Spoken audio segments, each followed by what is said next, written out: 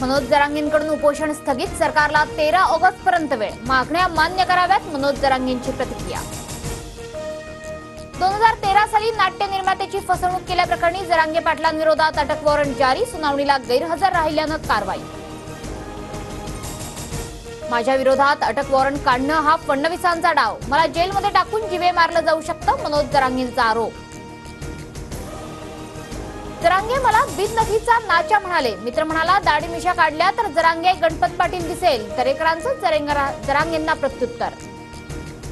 अजित पवारांच्या मदतीची भाजपला गरज, त्यांच्यावर टीका करणं टाळा, भाजप नेत्यांची संघाच्या पदाधिकाऱ्यांना विनवणी, सूत्रांची माहिती।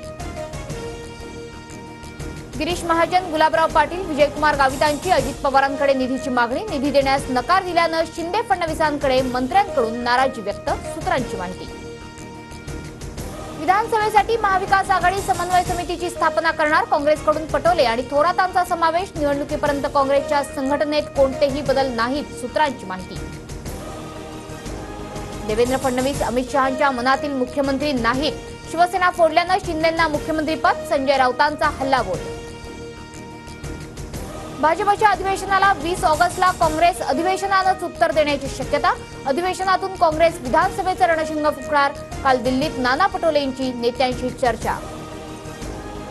रविकांत तुपकर नव्या संघटनेची घोषणा करण्याची शक्यता, तुपकरांची आज पुण्यात संघटनांसोबत बैठक, स्वाभिमानी शेतकरी संघटनेतून निलंबनानंतर तुपकरांच्या भूमिकेकडे लक्ष। मोदी सरकारच्या अर्थसंकल्पाविरोधात आज इंडिया आघाडीचं आंदोलन, दिल्लीत विरोधी पक्षनेत्यांच्या बैठकीत निर्णय, अर्थसंकल्पात भेदभाव केल्याचा आरोप। पूजा खेडकरच्या आई-वडिलांचा खरंच घटस्फोट झालाय का?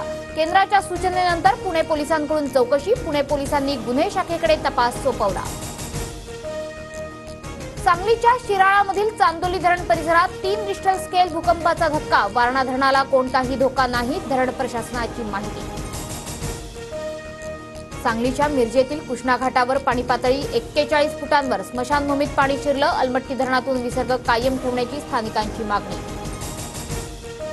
कोल्हापूर जिल्ह्यावर पुन्हा एकदा महापुराची टांगती तलवार, पंचगंगा नदीची पाणी पातळी 42 फुटांवर, 81 बंधारे पाण्याखाली, पंचगंगा नदी पुढच्या काही तासातच धोक्याची पातळी गाठणार। नाशिकच्या कपारेश्वर महादेवमधील धबधबा प्रवाहित, डोंगरावरून कपारेश्वर मंदिरावर कोसळणारा धबधबा पर्यटकांच्या आकर्षणाचा केंद्रबिंदू।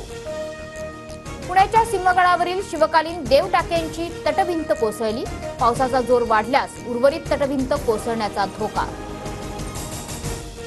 रायगड आणि सातारा जिल्ह्याला आज पावसाचा रेड अलर्ट, तर नाशिक, पालघर, ठाणे, पुणे, रत्नागिरी आणि सिंधुदुर्गला ऑरेंज अलर्ट। मनमाडमध्ये उद्यापासून कांदा आणि भुसार मालाचे लिलाव बंद, हमाली तोलाई कपात होत नसल्यानं हमाल आक्रमक, शेतकरी वर्गात नाराजी। गुरुपौर्णिमा उत्सवात साईबाबांना 6.25 कोटींची गुरुदक्षिणा, 8 लाखांचं सोनं, 2,70,000ची चांदी सुद्धा भाविकांकडून दान। अमेरिकेच्या निवडणुकीत आता ट्रम्प यांना मूळ भारतीय वंशाच्या कमला हॅरिस टक्कर देणार, अध्यक्षपदाच्या उमेदवार म्हणून पक्षांतर्गत बहुमत मिळवण्यात कमला हॅरिस यशस्वी।